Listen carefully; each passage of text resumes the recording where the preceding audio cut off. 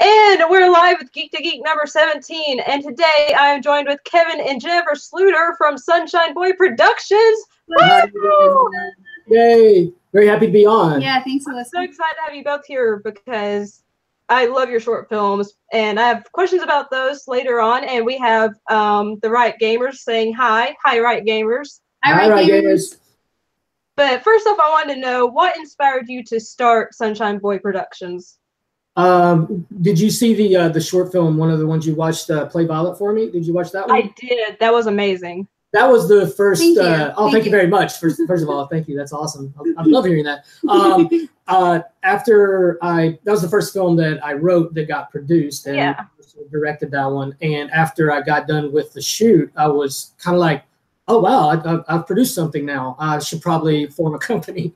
So that's how the company came about. And after that, I hopped on board Matt's Feeding Time and a couple other projects. So that was the beginning of the company. Was kind of out of necessity. You know, you have to have a produced by on the poster and the film itself. Oh, yeah. So yeah.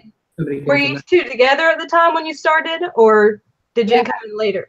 Yeah, we've actually been married for this coming weekend 21 years. Oh wow, congratulations. Yeah, so at the very first it was kind of me, and then when we started marketing Play Violet for Me, that's when Jen showed the talent that she has in marketing, and I was like, hey, want to join the company? And and it kind of formed from there. But she had been helping out. She helped out on set and helped out in pre-production and all that. She'd been doing all the producer things. It's just that she hadn't really hopped on board and put her name on the company. So now she's part owner with me, co-owner. Yeah, and that's really awesome because I know Jen is also a pediatrician. So to be a pediatrician and a producer, that's really ambitious. And I admire you so much for that. Thank you. Yeah, it definitely takes up a lot of time, that's for sure, because I am a full-time pediatrician, and this is what I do nights and weekends. But yeah, I'm spending all my vacation time going to film festivals and getting to see the crazy awesome films and meet the other filmmakers. It's like, it's a work, but it's definitely fun too. So so it's a joy, and I've just been thrilled that there's a piece of me that can be a part of this. Whenever we first moved out here and Kevin was screenwriting, writing spec scripts, I just imagined I would always be on the sidelines or maybe in the audience, you know? And so it's been really cool for me to be able to have such an impact with this work. Yeah, that's like always been one of my dreams, just to go to film festivals and to go to sets and see how films are made, because I know some about film, but production is something I'm not very familiar with. So what exactly do producers do? We are responsible for various things that end up creating the film. There's different producers that take care of different things. We had Jose Gonzalez and Rachel Farrell. We work with them quite a bit. They do a lot of behind the scenes stuff and getting everything set up. Jen and I, kind of the executive producer role, handle funding and also kind of getting everything together. The producers just, especially on a short film that you funded yourself, producers are responsible for getting it all arranged, everything from getting the actors' paperwork done to the crew, the deal memos, and all the stuff the nuts and bolts stuff behind the scenes. They're responsible for that, as well as, you know, locations and finding those. So we found different producers like different things. I like scouting. I hate paperwork. So, you know, so, you know, if I can find like producers, there are certain producers that really like doing paperwork and like keeping track of that stuff and doing deal memos. And I don't mind, I'll do it, and I've done it.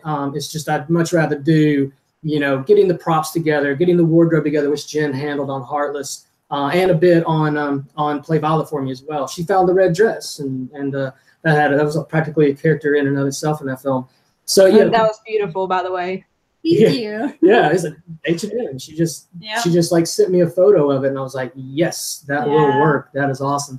But yeah, it's kind of just, I don't know if I explained it very well, but producers they produce the film. They produce all the elements of the film, and that's what ends up on screen.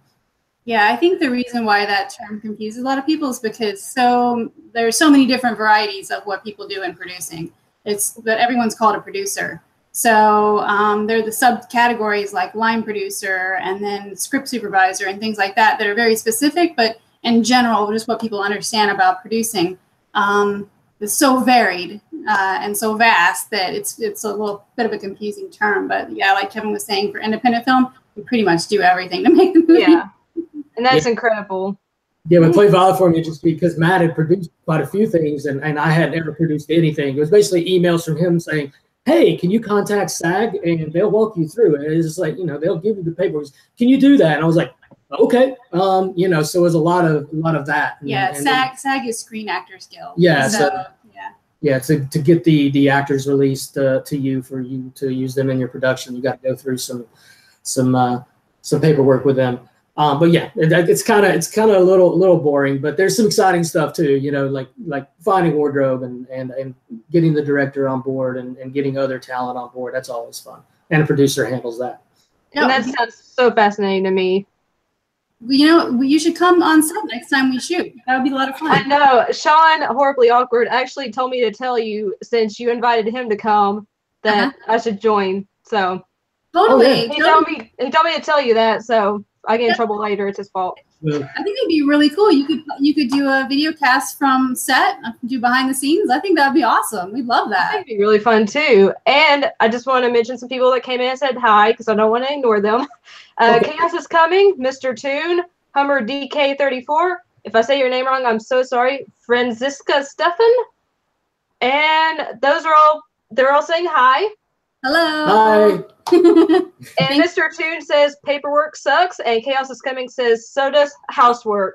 I agree with you on both of you. I agree on both of those. Actually, it's a lot of housekeeping. That's an excellent way to describe a lot of the production process. Because it's like on Heartless, I was about ready to pull my hair out. It was just endless paperwork for that. It's just like production insurance and getting the equipment truck and getting insurance for the truck and going back and forth. The filming it is the beauty. Being on set, that's the part for you to enjoy. The rest of it is, oh man, it can be a lot. But you know, when you see it on screen, it's kind of like, that wasn't nothing. It was just, you know, that was fun. And Heartless, was that your directorial debut? That was, yes, that's the first film I've directed. I was very impressed with Heartless, which that's not available to the public to see yet. It's still in its festival and theater run. Am I correct? Yeah. It's played about, I think, 8 or 9 festivals, and it's got some more down the road. So about this time next year, we'll be actually before this, probably about April or March of next year, we'll be putting it online, maybe Shudder or something like that, or Vimeo, or we'll find something, iTunes. And we'll have it available to the public. But we're hoping to play a bunch of festivals. So, you know, track us on Facebook and Twitter, and you'll get announcements. And maybe it'll play in your town if you're watching this. Yeah. And you can go check it out at these awesome film festivals. So and I do have all the links for your production company down below, so people can follow that and follow the progress. But I do have to say, guys, Heartless, when you get to see it, it's a treat. Just for a directorial debut, it was incredible in my opinion. I love Stacey Snider in it, and I love the effects work. I loved the story, and I loved how it was based on. I don't want to say what it was based on because it might be spoilery. I don't know if you want me to. We use that a lot. Okay, so when I watched it, I was like, this reminds me a lot of The Telltale Heart by Edgar Allan Poe. And when the credits rolled, it said based on The Telltale Heart. I'm like, yes, I got it right. Yeah. Bravo. So I loved it. Like, that's one of my favorite Poe short stories. I was like, this really reminds me of that. So it's fantastic, guys. You're in for a treat when you get to see it.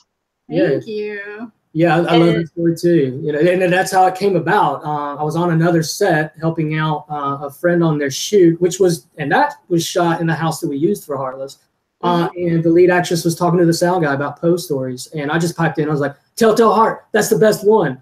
And for whatever reason, the image of Stacy staring into the mirror that starts the film got in my head on my drive home, and I was like, "Wow, that'd be really cool." But did like a corporate update of the Telltale Heart, and kind of Heartless came from that. So it was fun. It's a really impressive debut. Yeah, thank you. And I saw that you have a couple more projects in the pipeline on the website. Yeah. I have a sci-fi that I probably more than likely won't be involved in the production of. It's a larger budget feature, and that was optioned by a company a few months back, and they're putting the packaging together for that, getting actors together and crew and all that to get it funded to where they can go and film it. Another one is a feature that I'm hoping to direct. That'll be my feature directorial debut, and I'm getting the last pages of that done hopefully this week, and have like a cast reading and get everything together and see if we can get the money for that, because that's the other thing producers do is packaging material and taking it out and trying to get funding for the film so you can go out and shoot them. Yeah, so that's incredible. Yeah. Right. So the sci-fi project is called Memory Sphere that you saw on the website, and the one that he's hoping to direct is called Until Death. It's a horror feature. Yeah, it's a good bloody one too. I love those. Yeah. Well, you see the blood people we were working with on Heartless. It's kind of like, oh, let's see, maybe I should throw some blood in here, but you know, yes, it's awesome. Anyway, so and they're just so talented. I'm kind of like, oh, maybe I'll put that in there. And Chaos is Coming. You are allowed to ask questions, and they also ask, "Am I going to be in a fan-made movie?" Well, I haven't been offered a role, but if anyone wants to put me in one, I would love to be in one. Nice. So, yes. And Mr. Toon, thank you for the donation, by the way. That's really appreciated. You didn't have to do that, but thank you, Mr. Toon. Yeah, Right. big ups to Mr. Toon. Yay. And Mr. Toon says he loves horror as well. So, yes, horror fanatics. But let's get to talking more about some of your other short films. There are 2 available for the public to watch, which are, again, linked in the description box. But the first one up is Feeding Time, which was written and directed by Matt Mercer. Yes. And that was really, really fun for me. I really enjoyed it. And again, Stacey Snider is the lead actress, but it also features Najara Townsend and Graham Skipper. Yes. Yep. Yes, I got the name right. Please don't get it wrong, Alyssa. But I really enjoyed that one. Matt was really talented. Oh, yeah. I mean, you look at his directorial style and the differences between Play Violet for Me and Feeding Time. And he actually has a feature out that's kind of another stylistic, really, really cool late night horror kind of movie called Dementia 2. And it's doing the festival rounds right now. But yeah, he's super talented. He's a great actor too. He acted in Play Violet for Me. He was Dino in Heartless, you know, the main guy in that. So we found a great crew of actors, and we've been very fortunate. So we just keep putting them in stuff, Najara and Stacey and Matt and Graham and people like that. So it's kind of an awesome process that. Yeah. But yeah, he is super talented, and I think he's found his groove that the 80s, you know, Joe Dante, John Carpenter feel of Feeding Time. That's definitely what I got from it. Nice. Yeah, he's a huge fan of John Carpenter, so you can just and Joe Dante too. You can feel it like in the film. Yes. And that's on YouTube for anyone to watch, especially if you're a fan that just clocked in. I think you'll dig that one. Yeah, you guys can watch it on YouTube or on the Sunshine Boy Productions official website. So definitely watch Feeding Time. And there's a question from Chaos is Coming for you guys. Okay. And first off, they want to know if you're a couple. Yes, we're a married couple, married almost 21 years now. And they want to know how you met. Do you want to tell us that? Yeah, we met in college. Yeah, we met in college. We're college sweethearts. Yeah. That's really cool. I wore her down over time. Yeah. I was like, he kept hanging around. And, I'm so glad he did. Yeah. I understand your struggle, Kevin. I had the same issue with Sean. I had to wear him down. Yeah. Nice. Her best friend was dating my best friend, and we just kind of kept running into each other, and then I guess attrition. It's just about I guess 6 or 8 months later, we got together and have been together since. So that's not bad. So actually been together. It'll be 26 years in August. Dated for 5. Yeah. Not That's bad. Incredible. Yeah. Thank you. And they also want to know, did you watch and like The Last Jedi, the last Star Wars movie? Oh man, I'm going to out myself as not. We haven't seen that one. That's fine. I know. It's kind of. Is there something about like they're like people wanting to reshoot it or something, or there's something? Yeah, that's crazy. I thought it was really good, and I'm a fan of pretty much all the Star Wars movies, and I kind of think it's ridiculous. I'm sorry if anyone agrees with the remake it thing, But I feel like Ryan Johnson had a vision for it. He did it, and to change it would be just messing his vision up. Okay. Yeah, we get around to those eventually. I got like Jose, the producer that I work with the most. I mean, he loves Star Wars, and he talks my ear off Star Wars, but I just like I get lost in the mythology and all the story in the background. I don't know. I know who Lando is. I know who Han Solo is. I watched the big three as a kid. Yeah. And just kind of tuned out when the George Lucas 3 came along. And I kind of dug the first one with I forget the Ridley. What's her? Daisy Ridley. Yeah, Daisy Ridley. I like that one pretty well. But yeah, we just never got around to Last Jedi. Not yet. So I think it's actually coming to Netflix soon. So right. I think in a week, probably. I think this week. I think. Oh. The Last Jedi will be on Netflix, so you can catch it there. Okay. Perfect. All right. And Mr. Toon says congratulations on 21 years, and so does Chaos is Coming. Thank you, guys. Well, thank you very much. And since there are no other questions so far, I'm going to jump back to mine and talk about Play Violet for Me, which was also directed by Matt Mercer, as we've mentioned before. But it also features a really compelling performance from Najara Townsend playing twins. And it's a very noir style short film. I think it's very stylish. It was beautiful. And I think it definitely warrants multiple viewings. And I'm just amazed at the story and how it turned out and how compelling it was. And was it difficult to shoot that? Yes, actually. Yeah, the style of it just kind of led to Matt's vision for it, which was a lot of like you said, noir style camera work. And Patrick McGinley was the photographer on that, and he came back with a lookbook that was just amazing. The lookbook's the DP, director of photography. He goes and he's like, here's like films with imagery that would be similar to what I have planned for shooting this. And when that came back to me, and it was just these gorgeous black and white shots from these old films, I was like, oh yeah, this is going to be awesome. But it was difficult shooting that day because of the way the narrative is done, and it goes back and forth. You know, you have the day in the house, and that's in color, and then you have like the stuff in the bar, and it's in black and white. So the shooting itself was pretty logistically difficult. But because the performers are the way they are, we didn't have a whole lot of problems with like take after take after take. I mean, they're really, really talented. And it was a joy to watch them work. But just logistically, and I mean, it was like 10 and a half pages shot in 2 days. So I mean, wow. It was jam packed. It was full days, and yeah. So, but I mean, as far as films, there's difficulties with each film getting it done and getting captured what you want to get captured. But I mean, that was a crew that absolutely just busted their ass like all the way through those things. It was awesome. The flashback in the bedroom, that scene, I think it was like 95 that day. It was shot in Burbank. Oh wow. So that room was probably about 110, and we get like in between takes, we would turn on the air conditioner to get it cooled down, and just enough they would be all right, shut off the AC, all right, picture up, and then they would shoot it from there. But it was a pretty hot day, and it's my friend's house that we shot that in. But so there were some logistical difficulties, but I mean, there's always that on a film set, and the actors they're incredible. They just power through, and so.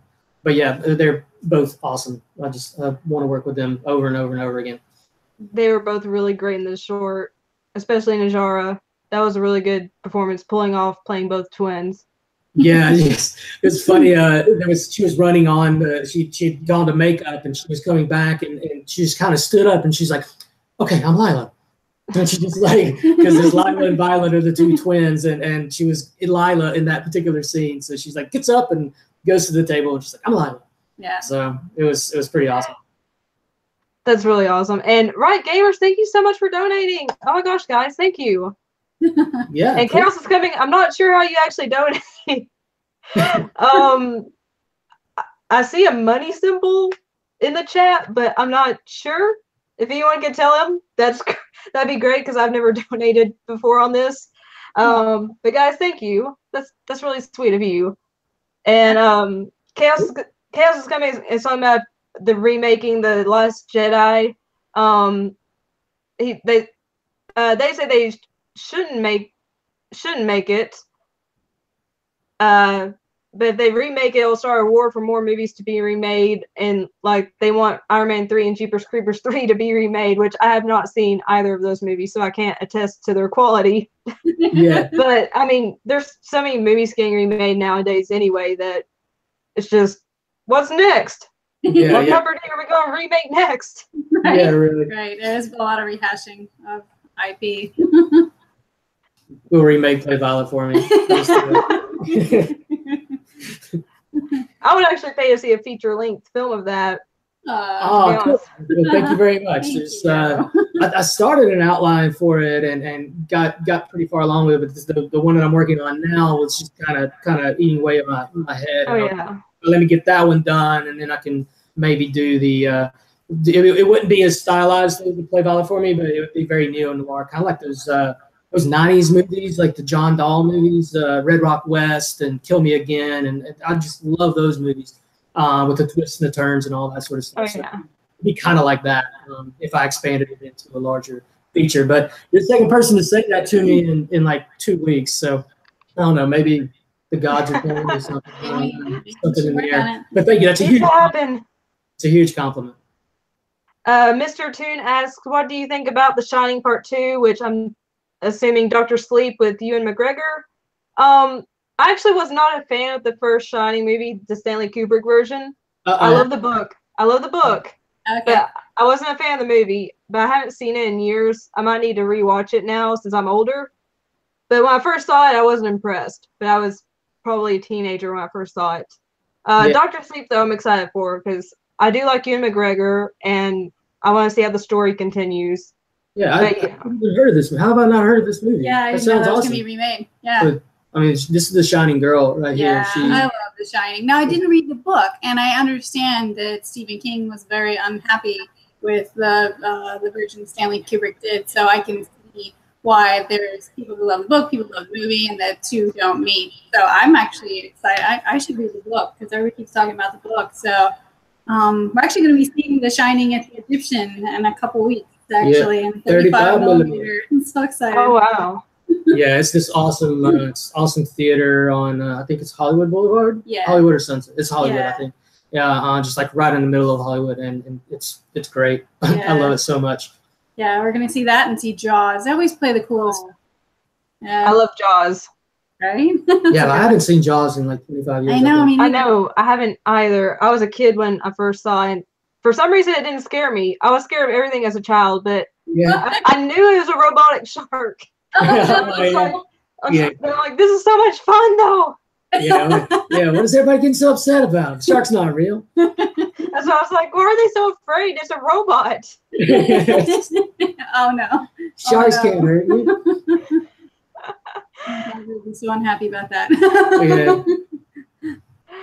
Cool Ass Robert Payne says, here's the age-old comic book movie question, Marvel or DC? Oh, Marvel. Yeah, Marvel. For movies, Marvel for me. I did like Wonder Woman. I loved Wonder Woman. Yeah. Me too. Then there's Batman, but it's like the rest of that gang is, I don't know. It's like, maybe I'm in the minority, but Superman just doesn't do it for me. It's like, I don't know. I love Batman because he's just so scarred and flawed, and maybe I like darker stuff anyway, but I didn't watch the Batman versus Superman, so I'm not even. I did. I watched the 3-hour director's cut, and the first 20 minutes are good. The last 40 minutes are good, but the other 2 hours. Yeah. The 20 is like. Get to it. I did think Justice League was an improvement on Batman v Superman. It's not a perfect movie, but it is more fun. But I know a lot of people still didn't like it. Yeah. And I enjoyed Suicide Squad for what it was, but again, it's not great or anything. Okay. Yeah, that one was an odd one, the Suicide Squad. I think I actually turned that one off. It was just kind of so bizarre. Yeah, I don't know.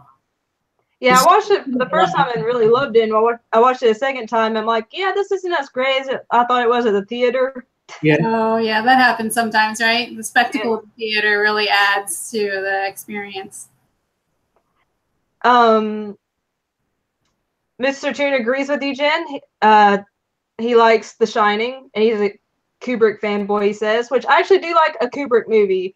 I don't like 2001: A Space Odyssey either, but I do like Full Metal Jacket. I haven't seen any other work of his, but please let me know if there are any others like in the vein of Full Metal Jacket that aren't as like, very all his image movies are heavy. so different. Like you just go from movie to movie. They're shot differently. They just feel different. You get the same guy that did Full Metal Jacket did Eyes Wide Shut. I mean, that's crazy. Right.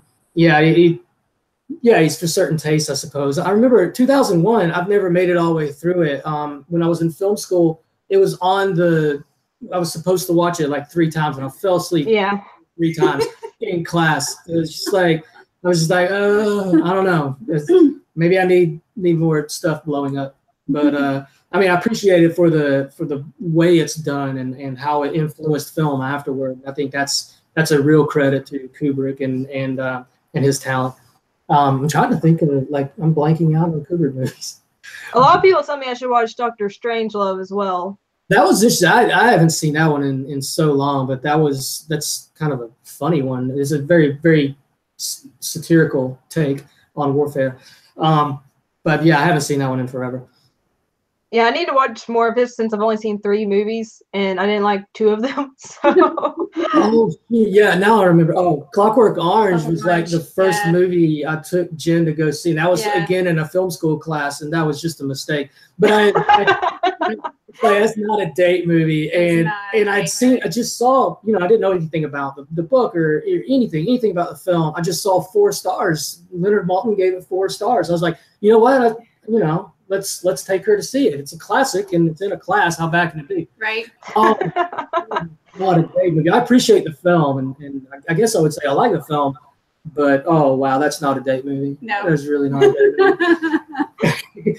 It's like, yeah, she had taken the same film criticism class like the semester before, and the teaching assistant from that class was also the TA in my class. So she knew Jen, and she saw Jen walk out with me after Clockwork Orange, and she just kind of shook her head like.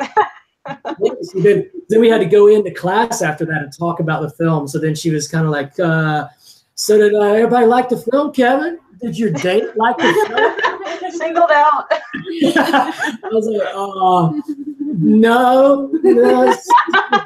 Why not? It's a cinematic masterpiece. Yeah, I know. Love it. I know. It's 4 stars. It's a classic. It's one of the greatest films ever made. I mean, you know, I want to take her to see great movies. He did. His intentions were true. Yeah. Well, I can understand it. I mean, if I see a movie and it's got 4 or 5 stars, I'm like, yeah, that's probably pretty good. I'm going to see it. And sometimes I've been let down by those 4 and 5 star reviews. So I understand that. Mr. Toon wants to know if we're fans of Tim Burton. Some of his movies. Yeah, some. Yeah. I don't know, the storytelling aspect seems to have kind of taken a nosedive in recent years, but I love his early stuff. Is just compelling and different and cool and I guess I missed that edge, the comment or whatever, and then I don't know. I guess I checked out on Alice in Wonderland. I like that one now. Yeah, generally that one. Yeah. But I liked it as well. It wasn't as good as some of his previous movies, but I'm a huge fan of Edward Scissorhands. I love Sweeney Todd. Nice. I'm trying to think. Tim Burton. He's made so many movies. Sleepy Hollow, right? Yeah. Oh yeah, Sleepy Hollow was good as well. The Corpse Bride. Oh yeah. And, Nightmare Before Christmas. Nightmare Before Christmas, yeah. The first Batman. Yeah, Batman. The Batman movies. Yeah. I like Batman Returns a lot. I like that one a lot with Danny DeVito as the Penguin. I really like that. I actually wrote a paper about that in college because I love the German expressionist take that Burton used in that film. I guess that's what I missed, just the artistic side that he had in his earlier films. And then the budgets just became astronomical, and I don't know that improved the filmmaking. But yeah, I do appreciate his work quite a bit. Yeah, there was this really amazing exhibit at LACMA, the Los Angeles County Museum of Art, on Tim Burton several years back, and they had just so many pieces of art, just the things that he'd drawn as a child. And one of the most striking pieces was what Johnny Depp wore in Edward Scissorhands, the leather costume. It was so intricate and detailed. Like every square inch had some sort of design on it, whether it was tooled in leather or some sort of metal piece attached. It was just amazing. And to think of just the work and creativity to go into that one piece, like his mind and the creativity is just boundless. Yeah, I really enjoyed them. Yeah, they had all these framed pictures that he had drawn when he was a kid growing up in the Valley. I mean, it's just, or Burbank or something like that. But yeah, you could just see like he had this really, really creative mind, but he was in kind of a neighborhood that wasn't too appreciative of that. And you just saw this kid doing all these drawings that ended up becoming the art of his movies, which that was fascinating. It was a great display. Yeah. But thanks for bringing up Tim Burton. I like talking about him. Tim's awesome. Also, Mr. Toon says he made the Pee Wee Herman movies. Who can forget those? I actually have never seen Pee Wee Herman, the movies, because my mom was like, you don't need to watch that man's work. He's nasty.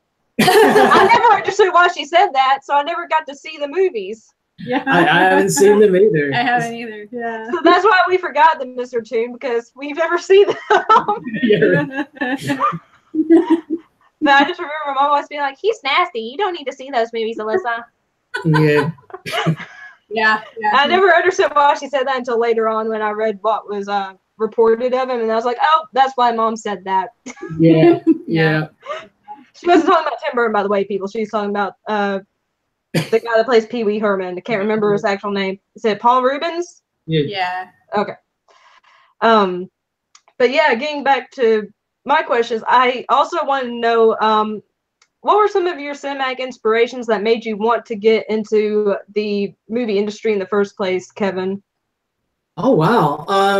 Yeah, it's interesting. I really wasn't like fanatical about film like when I was a kid. It was more entertainment for the family. It was my job to go to a video store, find something that everybody in the family is going to love. This is like trying to please 6 or 8 people or whatever. So when I got an appreciation for film was when I found out that I grew up in Asheville, North Carolina, and Asheville Public Library had free rentals. And I went in there, and a lot of Play Violet for me came from these black and white movies that I watched, Maltese Falcon, Casablanca, Key Largo, Humphrey Bogart classics. And I just watched a ton of them. And I first got into film like around that time, like right as I was getting ready to go to college. I watched Taxi Driver and Raging Bull and all these Scorsese things. And that's when I was like, oh, wow, you know, you can tell a gritty kind of interesting story. I lived out in the middle of nowhere. It's out on a tobacco farm and outside of Asheville, North Carolina. So I really wasn't exposed to a whole lot of stuff. So then when I went to college, you know, so I'll Do the Right Thing. And I was like, wow, you can really say something with a film, and it can be artistic and it can be cool. So actually, when I went to college, I wasn't going to be a film major. I went there to be radio and television station management. So I have a radio, television, motion pictures degree. But I started writing when I was in school, and I guess these influences kind of just gradually got in there. But I was heavily influenced with the earlier spec work that I did by everything from Blade Runner. Oh yes, Blade Runner. One of the top 5 films of all time, in my opinion, and I just loved it so much that influenced a screenplay that I wrote. And then those movies I was talking about, the John Dahl movies in the 90s, those were really cool. So they influenced things like Play Violet for me and a feature that I wrote, and some scripts that I wrote that nobody will ever see because they were horrible. You know, I've written quite a few of those that will never see the light of day, but they ended up, I was always exploring different, I guess, forms of filmmaking, and until I kind of found, sci-fi and noir and horror being things that I enjoyed writing, and kind of just honed everything down to do that. But yeah, it's like as far as individual like influence, I think Steven Soderbergh's a huge influence. I think the screenplay version of Play Violet for me is much more like the fractured narrative of a Soderbergh film, like Out of Sight or things like that. I was kind of pulling from that a bit, but the stylistics when we went to how are you going to direct it and how are you going to visualize this piece, that came from the noir. And David Lynch, he influenced me quite a bit. I discovered David Lynch in college and just absorbed all of those films. You know, I was a huge Blue Velvet fan, huge Wild at Heart fan. You know, never Eraserhead was a bit weird for me, but I just kept on watching his stuff, and then Mulholland Drive, and that's his masterwork and one of the best films in the last 25 years, in my opinion. It's fantastic. Yeah, long answer for your question, but I think there's just so many people that I appreciate and draw inspiration from. And yeah, like David Lynch, I love David Lynch. I've watched so many of his films, and then Twin Peaks. Oh my gosh, Twin Peaks. I adore Twin Peaks so much. Yeah. It's so weird, but he just made it work, especially the second season. He was kind of forced by the TV executives to make it a certain way because he said he never intended for anyone to know who killed Laura Palmer, but the executives were like, they have to know, and that's kind of how the show got derailed a little bit.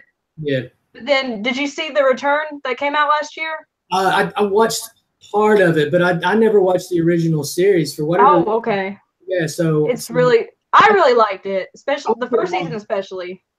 Yeah, but I mean, visually, I thought it was amazing. For whatever reasons, there's just TV series that we hook into and we watch, like, you know, boom, and then other ones where I start them and I don't know, I ride a lot at night, and that's the time to watch stuff, and I just don't end up watching as much stuff as I should. So I'm kind of upset that I stopped watching because I only watched about 4 or 5 episodes of the new Twin Peaks. But I got, like, the guy who was the director of photography on Heartless was a massive fan. I think he said like episode 9 or something like that was just like the greatest work of television. Yeah, that one was a very divisive episode too, because it was very, if I'm thinking of the correct episode, there was barely any dialogue in it. It was a bunch of imagery, but it was very just complex, and you had to kind of dig deep to find the messages within what David Lynch was trying to say in that episode. Huh. Well, that's probably why he dug it. Like, less talking, more photography. Yeah, that makes sense. Director of photography is a big fan of that one. And it also had a very creepy vibe to it as well. Oh, yeah? Yeah, the what I saw of the show had kind of a creepy vibe with the 2 McLaughlins and all the... Yeah, The Return is confusing if you haven't seen the first... the original series, which is confusing even if you have. I will admit that. It's pretty gonzo, but I thought it was genius. I thought David Lynch just knocked it out of the park. And he also has a really fascinating documentary called David Lynch, The Art Life. Oh. Yeah. It chronicles how his art informs his life and his films and how he sees the world. And it's just really fascinating. I recommend it if you're into David Lynch. Oh, cool. Sounds awesome. I have to check that out. And Mr. Toon said he actually directed music videos for 9 Inch Nails. I believe I've seen one of them. Really? But I don't think I've seen the rest. But yeah, he did a lot of short films during his hiatus after Lost Highway, I believe. Oh, yeah. And I watched a lot of his short films, so there's still some I need to catch up on. But yeah, he directed some 9 Inch Nails music videos. That's 9 Inch Nails has a new album. I'm so excited. I listened to it yesterday. I went for a run and listened to it, and it was great. And a lot of Badalamenti feel to it, actually. And sometimes 9 Inch Nails, when they come out on stage, they take a song from the Twin Peaks soundtrack, and they have that play as they're walking out. I've seen that on a few set lists. But there's definitely some Badalamenti influence on, and he did the score for Twin Peaks and a couple others. But the influence is definitely evident on 9 Inch Nails' new album. So thanks for bringing that up. Let's talk about 9 That's really cool. And Chaos is coming. Thank you for your donation. Guys, you're amazing. Thank you. Yeah. And hello, Krillin64. Hello. Hi. And Mr. Toon said Trent Reznor is a friend of David Lynch, so I guess it makes sense that he would include the Twin Peaks soundtrack theme in his concerts. Yeah. It's really cool, though. It's really, really cool. And I saw on Facebook I believe yesterday, the day before, that you are also a fan of Nicholas Sparks movies, Kevin. I was wondering if this was going to come up. I have to.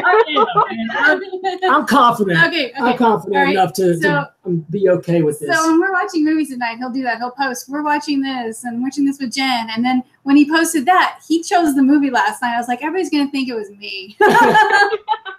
Jen made him sit through this. I'm like, no, he picked it. I was just been watching so much dark stuff lately. It was just like, I mean, on Friday night, I decided to watch The Crow for whatever reason. And I appreciate the film, but man, that film is dark. And it is. Yeah, like date night, you do The Crow.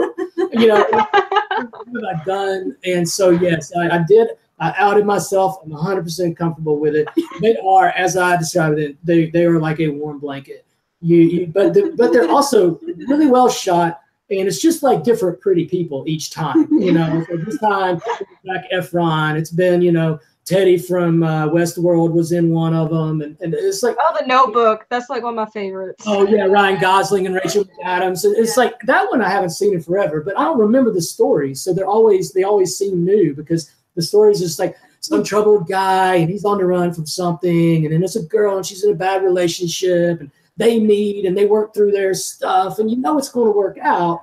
Yeah. But there's always like some serious drama in the background. Yeah. It's not like they're boring. And it's like, and they make you cry. Or at least they make me cry every single time.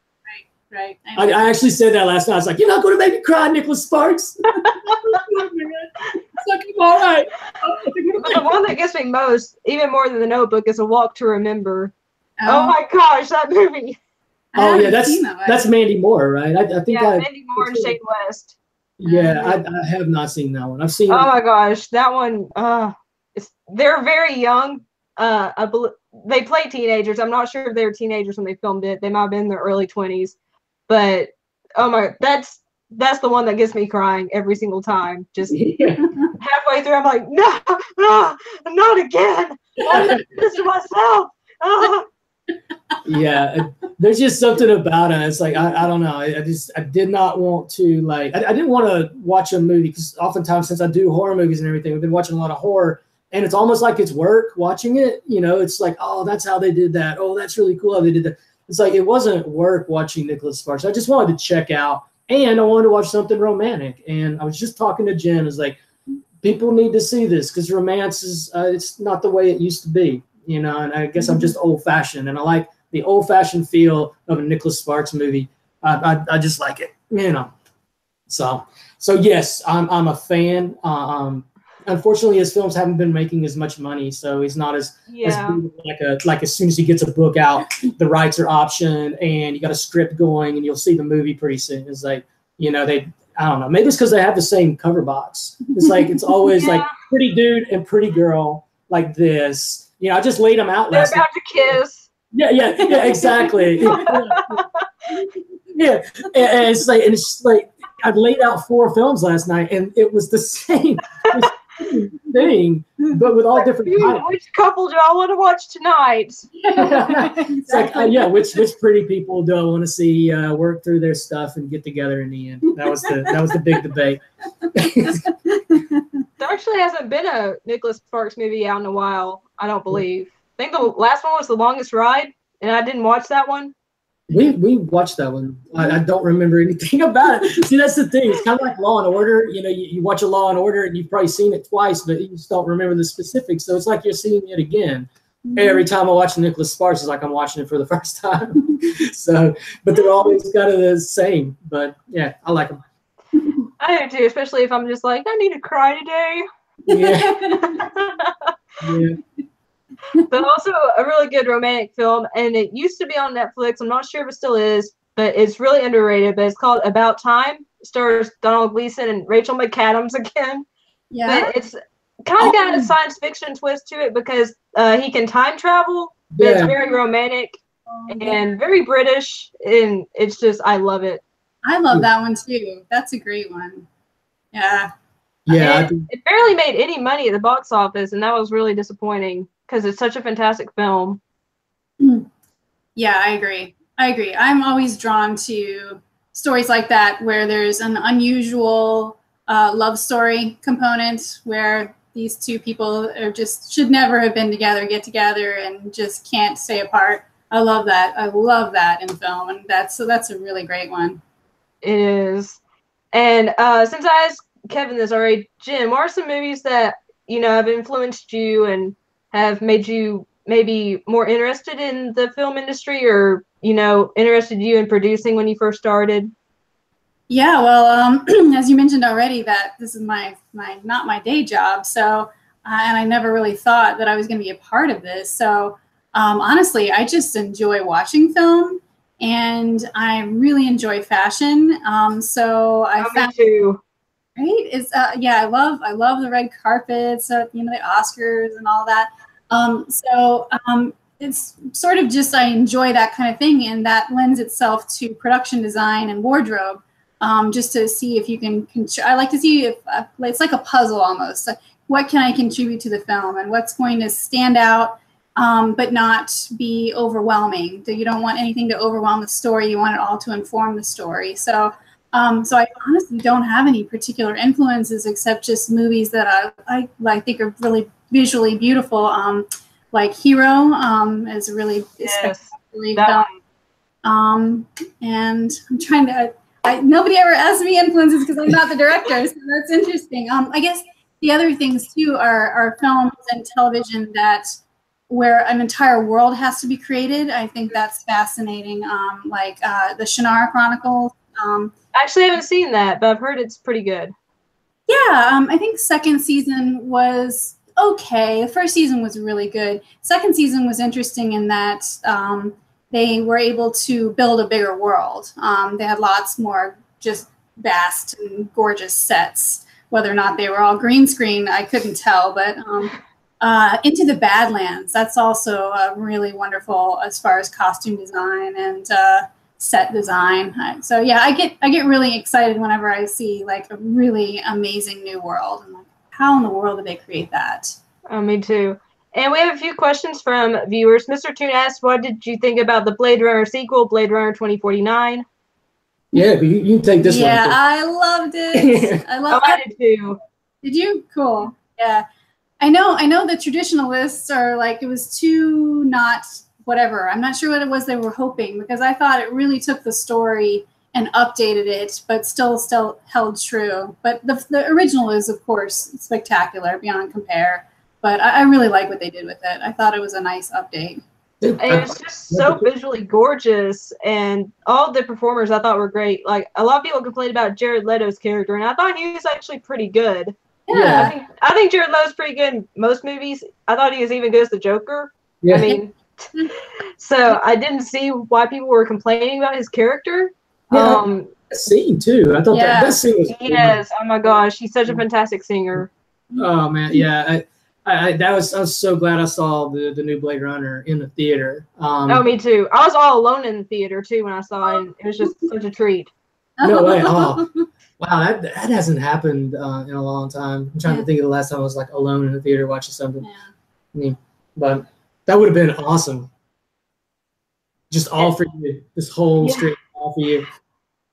It's just being surrounded, like hearing that beautiful score. And just being in that world by myself without anyone distracting me was amazing. And I'm a huge fan of Denis Villeneuve, the director. Yeah. I thought he did a very good job, especially after Arrival. I mean, Arrival's great. That's wonderful. Probably like one of the top films easily of the last like 5 years, but maybe of all time. I love Arrival so much. Saw that one in the theater, and then I saw it again and just loved it even more. I think the next time I watch it, I'll love it even more. Got the score. I listen to the score when I'm writing. Listen to that score and the Sicario score. And unfortunately, we lost Johan Johansson, but he was such a talented composer, and I think that added a great deal of those movies. But I love the new Blade Runner. I thought it was great. But she was a super fan of it. She liked it more than me. Oh, I love it. Are you going to see the new Sicario coming out this Friday, I believe? Maybe. I really love the original, and at least what's been seen and shown to us in the trailers looks like it's a real departure from that. Yeah. It's a new director, too. Yeah, I love the fish out of water character, that Emily Blunt was able to do so well with. she was just sort of toyed with through the entire thing, and then found her power, and I dig that. But it was not. She doesn't completely find her power, but yeah, there doesn't seem like there's any of that in the trailers we've seen. So I'm not so excited about it. Just looked like it was Benicio del Toro going around shooting people. Yeah. So, which I mean, hey, if that's what I mean, it's fun. You'll get great performances. It's going to look great. Probably going to sound great, and I think a lot of people are going to die. Yeah. But we love the first ones. Maybe we're like Sicario traditionalists now. We're just snobs about it. No, I would never see the second one. I'll probably check it out on video. Yeah. I say video. Oh my god, on disc. Online. You can. Yeah. Wow, really? You can stream things? Oh. What a concept! Yeah, I'm gonna check it out on video. Well, I'll probably actually see it, so I'll let you guys know what I think about it. Oh, please do. Cool. Yeah, let us know. But I cannot watch that trailer anymore because Sean pointed out something that Benicio del Toro's character, when he says adios, he says it with a lisp, and now I cannot watch that trailer without hearing him say it like that. Like, no. I'm not making fun of lisps. It's just that trailer is just I can't watch it anymore. Oh my god, that's so fun. I never noticed it until he was like, listen. And he made me listen to it over and over again until I heard it. I'm like, great, now I can't watch the trailer anymore. Just tell Sean to quit critiquing everything. Come on, lighten up, buddy. He's the one telling me I'm critiquing everything, which is kind of true because I do watch a movie a day. And since I've started doing this about 2 years ago, I've started to become more critical about movies. Yeah. That's good. It's very rare for me to even give a movie higher than 4 stars now. And used to I'd be like 4 stars, 5 stars. Now I'm like, this is 3.5 stars or 3 stars. If I really don't like a movie, I'll give it 2.5. I won't go lower than that because I know how much work goes into making movies. So that's the lowest I go. But that's if I give something 2.5 stars, I don't like it. Basically, don't watch it. Don't watch it. Well, I'm very jaded against comedies in general. Like, I just don't like comedies. I don't think they're funny. I think they're too puerile today. Like, I love older comedies, like Mel Brooks comedies and stuff like that. But today's comedies, they seem like they reuse the same jokes. They rely too much on sexual humor, bodily fluids. I hate toilet humor. I really do. I just usually dismiss comedies. And if I see one, usually I give it a pretty low score just because it has all that stuff in it, and I'm just not crazy about it. Yeah. If it's more original, like Game Night, I recently watched, and it had a couple of those jokes in it, but for the most part, it was dark. It was centered around murder, and I really enjoyed Game Night. So I thought that was a fresher take. But for the most part, with comedies, I'm not going to watch them, unless I'm with someone else, and even then, I'm probably not going to enjoy it. Like with Blockers, I watched that with Sean, and I hated it. Yeah. So. And I think I made him not like it too. And I feel bad about that. But I just don't like comedies. Yeah, I seek them out sometimes, kind of like the Nicholas Sparks thing. Just need a break or whatever. But I do want to see Game Night because a friend of mine, he was trying to get a group together to go watch it, and we weren't able to go. So that would have been my chance to see a comedy, and apparently a pretty good one. But yeah, the last couple I've checked out, I can't even remember what they were. We're just okay. They're just okay. But I don't know. I like darker stuff. Oh, me too. If it's dark, I like it usually. And then Chaos is Coming wants to know, are we happy about the return of Michael Myers in the new Halloween movie? And are we excited about Creed 2 this Thanksgiving? Yes and yes. Definitely excited about Halloween. My friend Matt, the director of Violet and Feeding Time, like such a John Carpenter fan, he sent me the trailer. He was like, "You got to check this out. It's awesome," because he's all pumped up about it. And I don't want to watch the trailer again because it seemed like it was the entire movie. So I was like, "Oh, okay." So I just watched Halloween, the Cliff Notes version, the new Halloween. But I like what I see. I think they took the story in a really cool thing. So I'm looking forward to it. And just to see Jamie Lee again. Yeah, I'm so excited she's back in it. Yeah. Yeah, me too. So I'm super excited about that. And yes, I'm excited about Creed 2 because I really, really enjoyed the first Creed. I just loved it. But to tell you the truth, you're talking about influences like movies that we love or whatever. Rocky 2 was the first movie that I recorded. Now, this is going to show how old I am, but you've already heard that we've been together 26 years, so you know I'm old as shit. Oh, you know what? Yeah, so on my VHS recorder, I recorded Rocky 2 off of like CBS with commercials and everything, and I watched it so many times that it was starting to get like the degrading factor on. Oh yeah.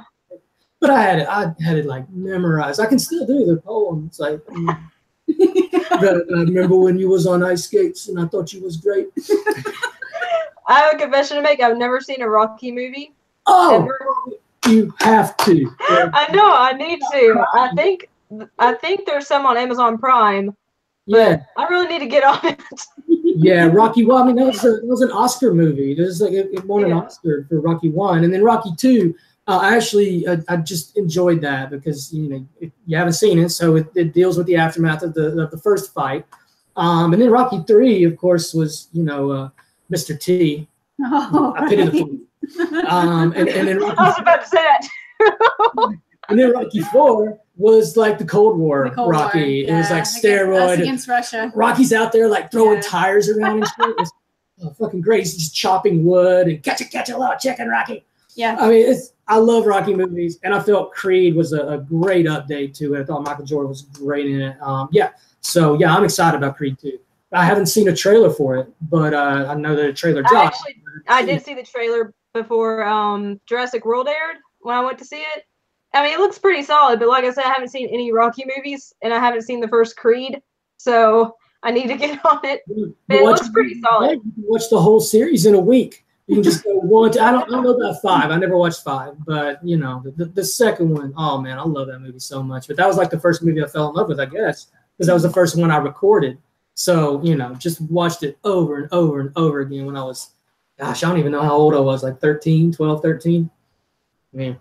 Well, I mean, I remember watching VHS tapes and recording stuff when I was younger. So, I mean, yes. I remember beta machines. Okay, I don't remember that far back. It was like the thing before VHS. VHS came along. It's like, holy shit, look at this amazing technology. You don't have the problems with beta, and then of course DVDs came along and just kind of crushed VHS. But I used to have like all these VHS tapes of all these movies, and then I didn't know what to do with them once DVDs came along. Oh yeah, me too. Mr. Toon has 2 questions. He asked, what do we think about the new Predator movie? I think there hasn't been enough information released about it, to be honest, because the first trailer didn't show a lot, and that's the only trailer I know of that exists at the moment. I'm excited for it because Shane Black directed it. Yes, I was about to say, Shane Black's a fantastic director. Yeah, I don't know if he penned the script or not, but he's one of my favorite writers, just period. I love his. We watch Kiss Kiss Bang Bang every Christmas. Yep. We watch Lethal Weapon just about every Christmas. Yeah. His writing is just awesome. So, and his directing too. I liked Iron Man. So I'm excited about it. Predator was a movie that I watched as a teenager, and me and my friends would just quote it all the time. Get to the chopper! Exactly. Yeah, there's a lot of like non-PC humor in it too. But I thought I haven't seen that one in forever. Actually, I saw like the last half of it on HBO probably about a year ago, because I remember doing a Facebook post about it and doing the run, get to the chopper. I'm excited about Predators. We'll see how it goes, because Predator 2 was just kind of a weird movie. I've only seen the first Predator because everyone's like, don't watch Predator 2 or 3. They're not good. I did see Alien versus Predator, which that was decent, but that was just fun. Was that 2.5 stars, Alyssa?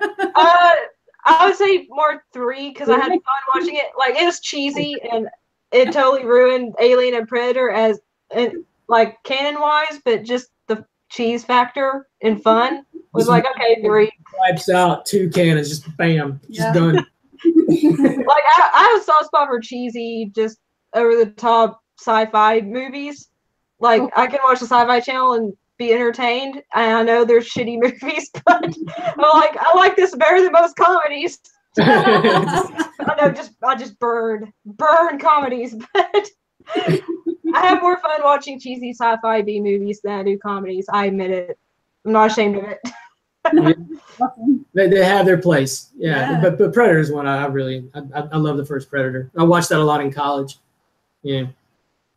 And Mr. Tune also wants to know, what do we think about Denis Villeneuve? I really like his movies. I've seen every one he's directed so far. Prisoners.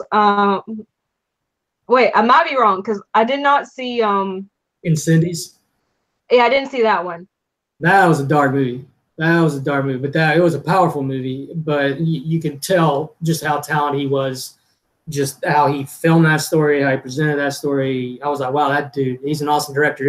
I'll probably never watch it again. It was pretty disturbing. But yeah, Prisoners. Yeah, what do we think? I think he's awesome. I think that was brutal. Name another director that's had that, those films at the beginning of his canon. It's pretty incredible to just go out of the gate with 4 just awesome. They're awesome. Mm-hmm. But yeah, movies they're all different tones too. I mean, going from Prisoners, and then he has Arrival, and I mean Blade Runner 2049's sci-fi as well. But then Sicario, it's just they're all different. But you can tell it's Denis Villeneuve because he's a very visual director. He has stunning cinematography. He draws out really good performances from his actors. I'm a massive fangirl. I need to see Incendies, which is that how you say it? Yeah, I think so. That's the way, I'm always really picky about saying his name because I'm trying to learn French. So nice. I always try to say it right. Sometimes I get it wrong, but. Well, I've been saying it wrong for the entirety I've been talking about him, and nobody's called me on it. So, well, I will say it properly from now on. I want to show the man some respect. He's pretty awesome. I'll get his name right. Thank you for educating me because I've been saying it wrong. Oh, I still have trouble saying it, and most people do, so don't feel bad. And Chaos is good. Chaos is Coming says that they saw Rampage today and loved it. Don't know why it's low on Rotten Tomatoes. I liked Rampage too. I saw that with Sean. People are probably tired of me talking about Sean. I talk about him in my videos a lot. Talked about him in this podcast, well, not podcast, live stream a lot. But we saw it together. It was really fun, and it was so funny because when Jeffrey Dean Morgan first appeared on screen, some kid in the back yells, "I am Negan!"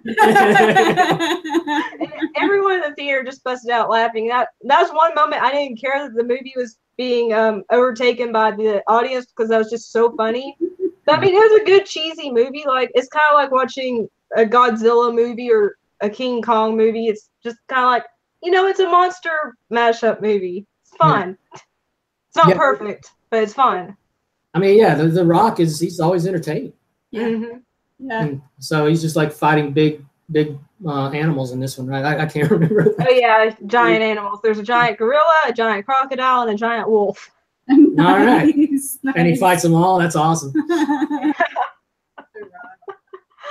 Let's see. Mr. Toon says they've never seen a Star Wars movie, and Chaos is Coming says, "Lucky you."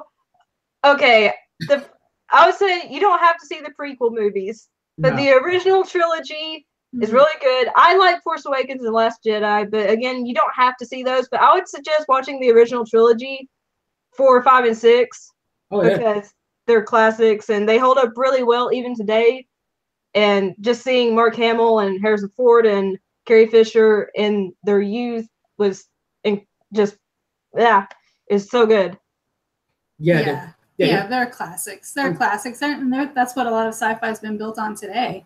The worlds that they build, just like we were talking about production design.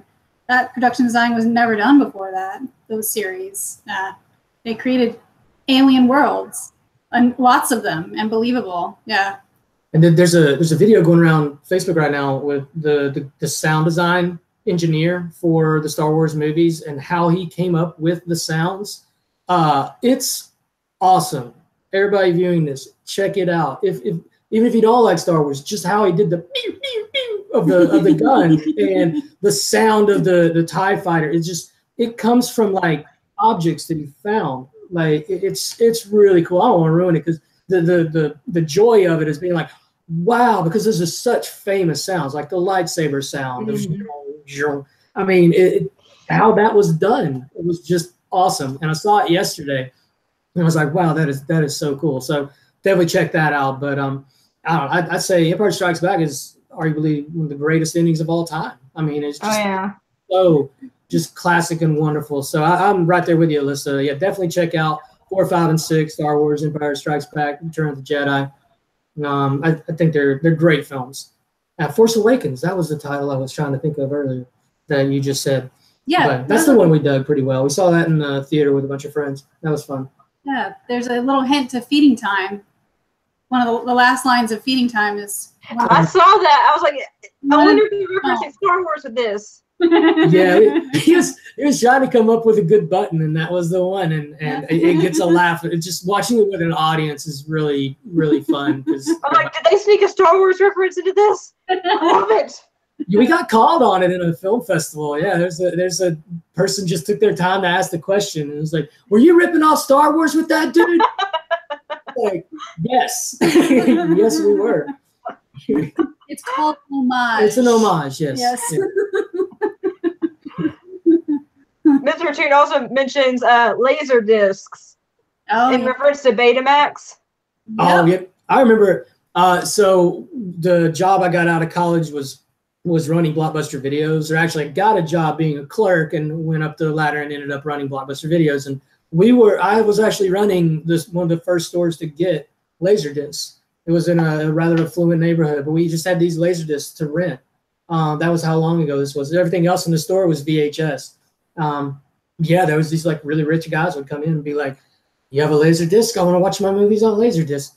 But I don't know. It was so weird because it was like an old album. You just had to flip them over. And sometimes it was 4 discs. Like Citizen Kane was on 4 discs. We watched that in class, and it was just like, good God. DVDs came along, and it was like, oh. When the light shines down, oh my God, better quality, and you don't have to flip it over. Yeah, I remember laser discs. I never had a player, but I remember that. And I remember in school watching like Citizen Kane on laser disc. And, yeah. Like end of the movie, watching it, got to flip it. Oh, okay. All right. Waiting, loading. All right, now we can watch the movie again. Hi, future filmmaker. I see you. Hello. Hi. Krillin64 says a Star Wars movie you can skip is Solo. Okay, I really like Solo, a Star Wars story. Was it necessary? No. But it was fun. I thought it was a really fun science fiction heist movie, and I thought Ron Howard did an admirable job taking over from Phil Lord and Chris Miller after they were kicked off. I really liked Emilia Clarke as Kira and Donald Glover as Lando Calrissian. And I mean, Alden Ehrenreich is no Harrison Ford by any means, but I mean, he has swagger and he has fun with the role, you can tell. And I thought the effects were good. I had a good time with Solo. And I like the special cameo appearance that I won't say, just in case someone hasn't seen it. I like the cameo appearance that was in the film from a certain Star Wars character from previous movies. So I really like Solo. That's a nice little tease. I know. Now I want to see it. Good job, Alyssa. Krillin says we didn't need it and it was too soon after the one in December. Yeah, it was pretty soon. I know they were trying to aim for the summer blockbuster crowd, but the thing is, there are so many summer blockbusters this year. It's like, It's true. There were a lot of really big movies.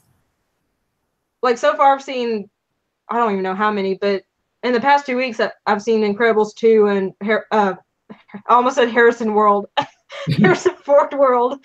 Wouldn't that be amazing? Harrison Ford World. Just have a bunch of Han Solo and Indiana Jones and Rick Deckard's all just like in a park together, and you can go through the different worlds of, you know, all the different movies and all that. Nice. I want to go there. Actually, yeah, that's really cool. Just hang out with Deckard and just be cynical about everything. And, trying to figure out if he's a robot. Walking around in the rain. Replicant. Yeah. We need to make it happen now. Harrison Ford World. Yes. It's the new Disney World for adults. Oh my gosh, I would so go. The happiest place on earth. Then just for kicks, it'd be like one where he was like the romantic one. What was the way he was like they crashed a plane on an island, him and Anne Heche or something like that. You could have that as one of the fourth one. Just hang out with him on an island. It'd be like the least traveled ride. It's like nobody watched that movie, I don't think.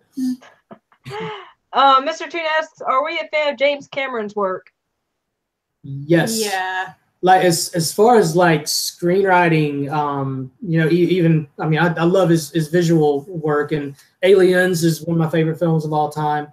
But the stuff that he's written too, Strange Days, he wrote that. The Abyss, he wrote and directed. I mean, he's a really, really talented writer, and the style that he writes with it is like, if somebody that's watching like wants to learn how to write just a big time, huge movie. You can learn a lot from getting Avatar and reading that script, or getting the Abyss script, or I mean, his style of writing is I've borrowed a bit from, just because it's really cool on the page. It looks great. It reads great. I like his work a lot. I'm a big fan. Yeah, I think what I like about his work so much that is missing in the big blockbuster nowadays is the story. You know, his movies are massive and just this huge spectacle, but they also have a wonderful story. So, yeah, I love his work. And Aliens is like the most quotable film of all time. It's true. I mean, you can't watch that. And Jen doesn't like watching it with me, really, because I just keep on quoting lines. I know. You can't help but say, get away from her, you bitch! Yes, yes. And then Terminator 2 is one of my favorite movies of all time, and it still holds up really well today. I really love it, like especially the addition of the T-1000, Robert Patrick, amazing. But James Cameron, he has a knack for doing amazing sequels, like with Aliens and Terminator 2. And obviously he did Titanic, which was the highest grossing movie ever until Avatar.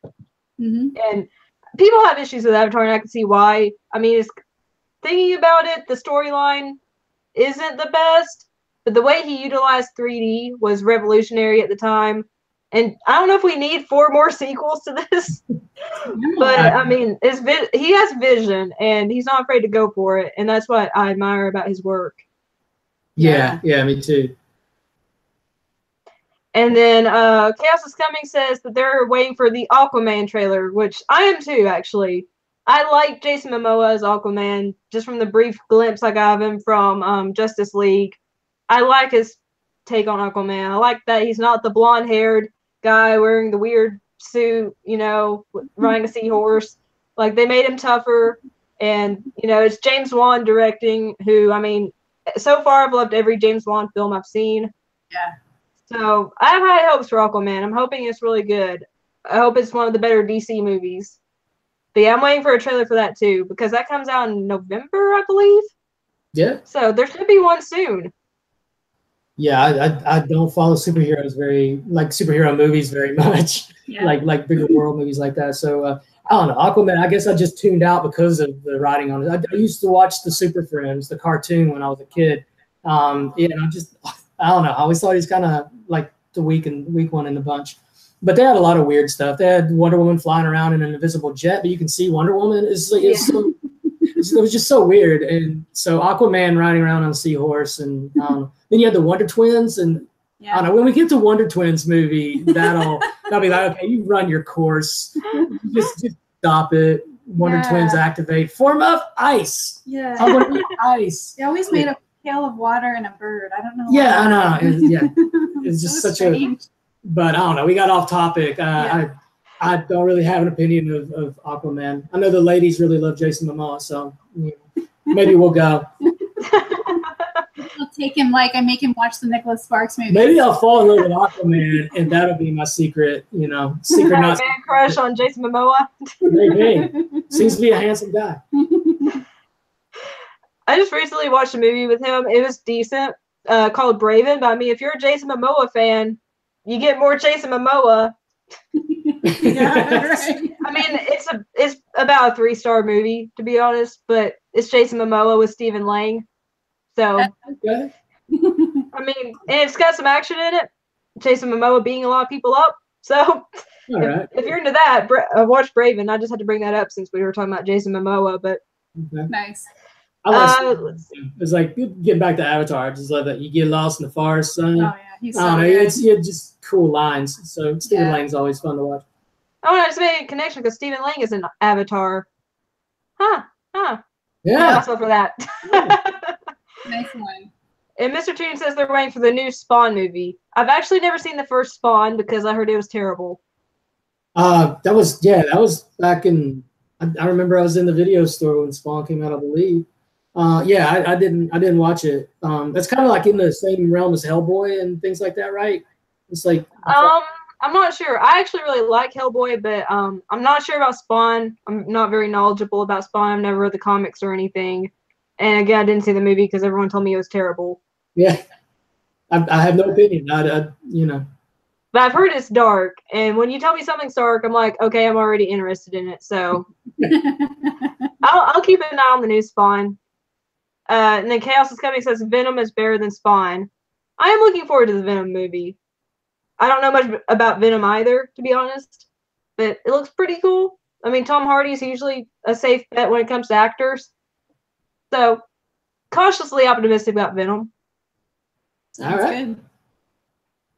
Does anyone else have any questions? Because we're running pretty close to almost an hour and a half now. So, anyone have any final questions you want to ask Kevin and Jen? I'll let you get that in. And while I'm waiting, guys, promote yourselves. Okay. Yeah. So that's me. That's me. Yeah. So first of all, thank you so much for having us on, Alyssa. This has been a blast. Yeah. Thanks a lot. Thank you. Thank you for coming. Yeah. So you can find us pretty much everywhere. We're all over social media. The easiest way to find us is on our website, sunshineboyproductions.com. And it has links to all of our social media, Facebook, Twitter, Instagram. There'll be links to all of our films there and places where you can watch the films that you can watch already, and links to ticket sales for the festivals that we're in with our other short films. There's actually one playing Cinepocalypse right now called Mainline. Yeah, it's a contained sci-fi thriller, a short film. And then Heartless has a few more coming up. And then we have another one called Gaia that we also executive produce. That's a supernatural sort of crime thriller with a female lead, kind of like in the vein of 24, the TV episode series. So that one's also playing a festival coming up in Las Vegas. So, and we would love to chat with your listeners. Tweet to us, send us comments on Facebook, on Instagram. We're on all of it, and we really like talking with other filmmakers and also people who love film, like you do, obviously. And all those links are in the description box, like I mentioned before. So go follow them. Go check out Feeding Time and Play Violet for me. Give them lots of love. And we do have 2 more questions real quick. First up, Chaos is Coming wants to know, who will win Game of Thrones? Oh, no. They're calling us out on all the stuff we haven't seen. Oh, my God. Yeah. It's such a time commitment that I've been terrified to start it because I know I'm going to just want to binge it and stay up for seriously 3 days straight. So I've held back. I have no idea. Sorry. Sorry, Cass. I'm going to say handsome boy. Jon Snow? Yeah. I think Jon Snow is going to take it home. It's just it's the only character I know, and the Emilia Clarke, I've seen her stuff, and the girl that was in Marvel films, Sophie Tucker. I know she's on there. So I don't know if they're in competition for the thrones. I don't know what's going on. But I think Jon Snow. Yeah. These scenes I watched like the battle scenes and so I did see one epic battle scene that I thought was incredible. So we should have watched it. Completely uninformed decision here, Jon Snow. I got nothing for you. But, I'm a massive Game of Thrones fan, and I have a very soft spot for Daenerys, who is Emilia Clarke's character. So I'm going with Daenerys. But knowing the story without spoiling it, it's possible that Jon Snow could take it, though. So you two are on a good track. But Daenerys, she's got the dragon, right? She has the dragons. Got the dragon. Oh, then I changed my vote. Yeah. Girl with the dragon, gotta go with that. Well, I'll go Jon Snow just because those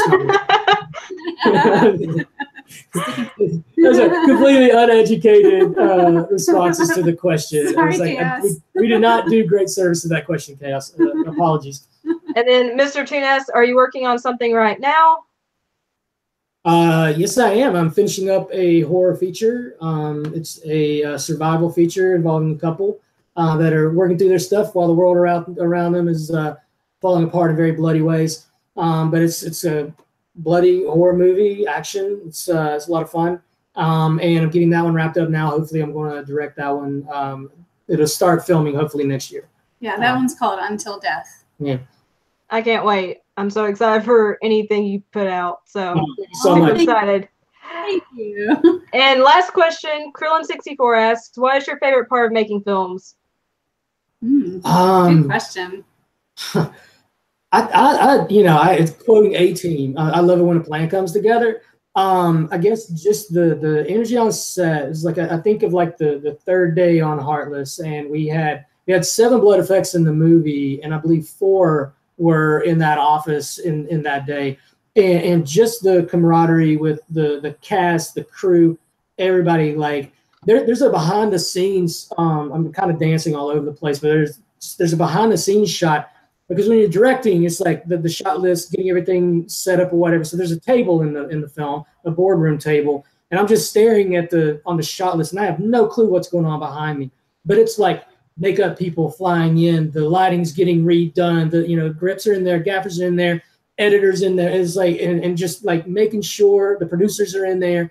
All this is going on behind me, and I think it's just when you're there and it comes together, and there's all these people working together to get that done, and it was something that you wrote, and they're working there because they believe in your project. That's the juice right there. It's like it was a complicated blood effect, but everybody wanted to see how it would turn out, and it's a glass office, as you know, Alyssa. So like only a bit of it's on film. So it's like whatever wasn't on film, there were cast and crew members that weren't involved in the show. They were all standing, lining the hallway, wanting to watch. It's like a spectator sport. But that kind of like camaraderie that you get on a set, and everybody, on Jara that you mentioned earlier, she calls it like her film family. That's the thing that happens. This is why we work with a lot of the same people over and over again, because that's the beauty of it. You're getting to make movies with your friends, and that's the fun part of independent filmmaking. So that's the juice. That's what I love about it. Yeah, I would say ditto to that, because my 2 favorite things about filmmaking are being on set, and Kevin really encompassed that fantastically. That's exactly how I feel too. And the other part of it I love is going to film festivals.